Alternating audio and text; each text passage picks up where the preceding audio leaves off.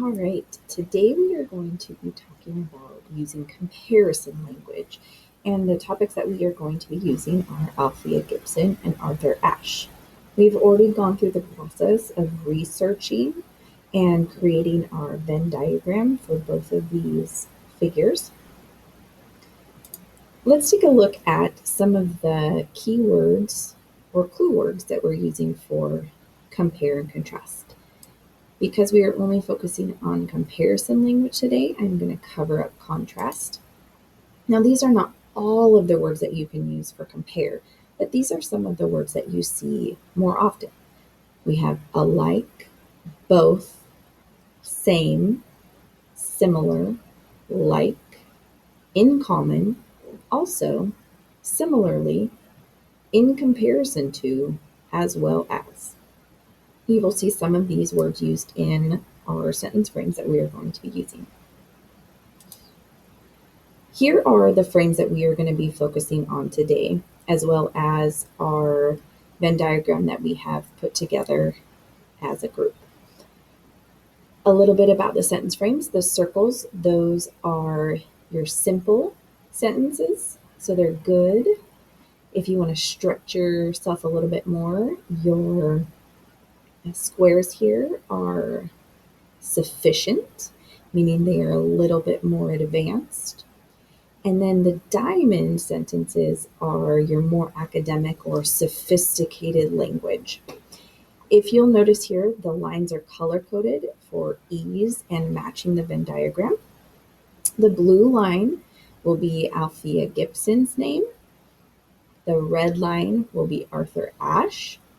And then the green line will be the middle part in the Venn diagram of the comparison language. Some of the other things that you'll want to know about the sentence frames is some include brackets, where you have some choices in the middle. You only choose one, and you would move this circle over the one that you would want to use. You do not use all three choices in your sentence. So let's take a look at some sentences and creating those. So let's start with our simple sentences first. So with our blue box, we are just doing the name, Althea Gibson. And then our red box would be Arthur Ashe. So far we have the sentence, both Althea Gibson and Arthur Ashe. Now we have to fill in what is similar between these two people. So we go over to our Venn diagram and we have some choices here. And let's just choose number one, tennis players. So if I type in tennis players and read my sentence, and I always read my sentence to make sure I'm not missing anything. Both Althea Gibson and Arthur Ashe, tennis players. I am missing my verb. So I go in and I can adjust, and I would say are tennis players. So now I read again and say both Althea Gibson and Arthur Ashe are tennis players.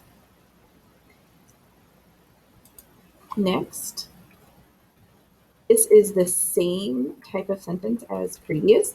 It just is moving this word both instead of at the front. It is moving it after you talk about both of their names. Althea Gibson and Arthur Ashe both do what? Good at playing tennis. Again, I can just kind of hear that I don't have a verb yet. So when I go to type, I can type that are both good at playing tennis. So I'll use the word are good at playing tennis. So those are our simple sentence frames. The word that we're using for comparing is the word both. Down here in our more sufficient or more academic language, we still have Althea Gibson and Arthur Ashe at the beginning, but now we're going to be using different comparison language. The choices we have here are the same, similar, alike. So you would just choose one to complete your sentence. So what that would sound like is Althea Gibson and Arthur Ashe are the same because they both,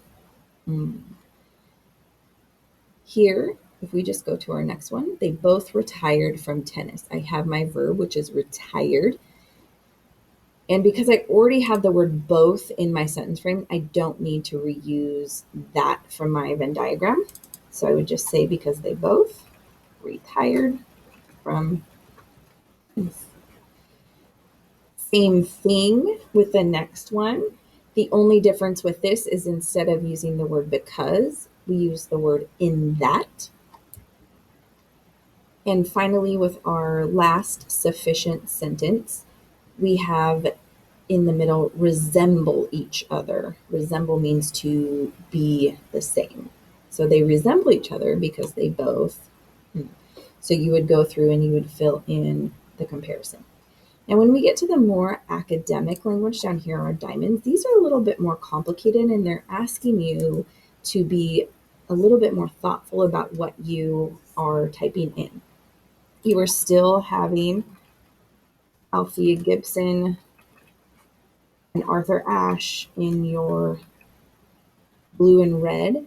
But this first sentence, you are using an adjective. So you're saying Althea Gibson is as blank as Arthur Ashe. And so you want to look at your Venn diagram, things that are comparable, and you say,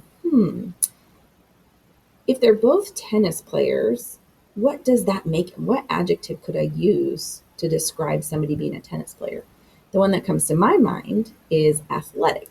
So I could say Althea Gibson is as athletic as Arthur Ashe in that they both played tennis. So with this one, you want to remember that this first comparison is an adjective. This second academic language one, again, we have Althea Gibson. I'm just going to put AG because it is a little bit smaller, and AA for Arthur Ashe. And this first one is a comparison, and you're saying they're both this. But the second part of this sentence, you're saying this area is a little bit different. They're the same, but they're also a little bit different. So it's combining both comparison and contrasting. So you would say, while both Althea Gibson and Arthur Ashe are, let's see.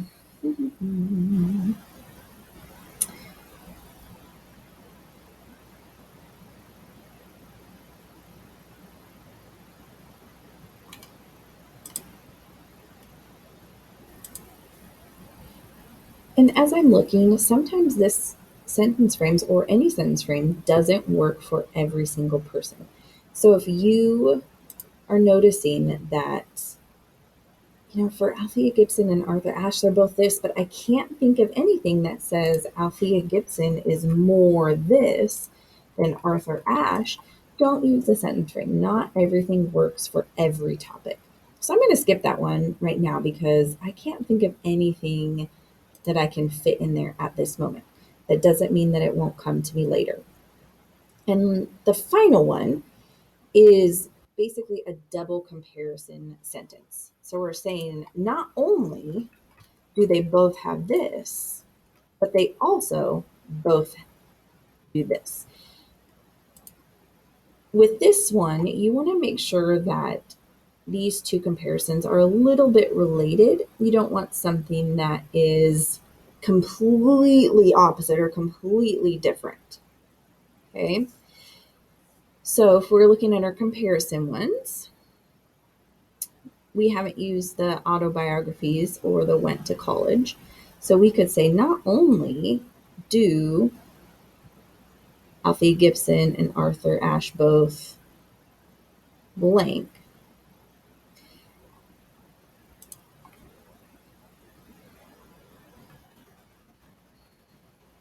we'll do autobiographies. And as I am typing this, I notice that this word do is not working for me. And it is okay to change sentence frames. So if I'm thinking not only blank Althea Gibson and Arthur Ashe both wrote autobiographies, not only did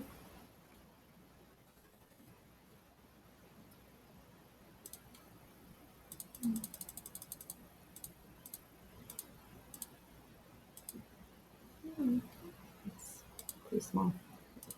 Let me move it down a bit. So I will say not only did Arthur Ashe or Althea, not only did Arthur Ashe and Althea Gibson both write autobiographies, they also both went to college. So again, this sentence frame is important to look at and notice that it is okay to change sentence frames. Not every single word might fit what you're trying to say. It is just a guide or a frame for you to use to get your language out. So now we are going to play our game. If you have any questions, please ask your teacher.